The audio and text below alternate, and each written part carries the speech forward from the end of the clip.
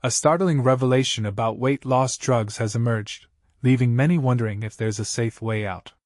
A recent study suggests that for some individuals taking GLP-1 medications, there might not be an easy exit strategy. But here's the twist: it's not just about weight regain.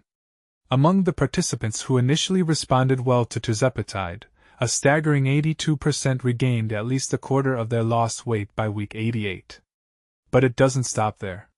Over half of them regained at least 50%, and nearly a quarter regained an astonishing 75% or more. And the plot thickens. As weight rebounded, the improvements in cardiovascular and metabolic health started to fade. Now, here's where it gets intriguing.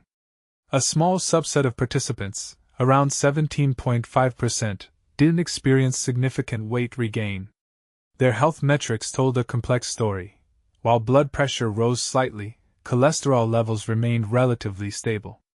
Interestingly, a few individuals even continued losing weight after stopping the medication. The study authors were puzzled by this anomaly, finding no clear differences in demographics or clinical characteristics. This enigma demands further investigation. But is there a silver lining? Tirzepatide and Anderson emphasized the study's abrupt withdrawal approach, contrasting it with a potential gradual weaning off strategy. However, this method remains largely untested, and it may not be feasible for everyone. The experts suggest alternative strategies, like increasing physical activity or calorie restriction, to ease the transition off the drugs. The study also highlights the need for more research on the effects of weight fluctuations during treatment. A concerning finding is that weight regained after intentional loss might be disproportionately fat mass, which could have adverse health implications. So, what does this mean for patients and doctors? Tirzepatide and Anderson advise caution.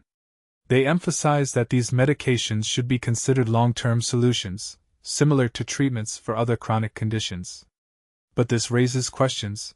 Are patients prepared for such a commitment? And what are the potential risks of long-term use? The study leaves us with more questions than answers, sparking a crucial conversation about the complexities of weight loss treatments. What do you think? Is there a safe and effective way to transition off these medications? Share your thoughts and experiences in the comments below.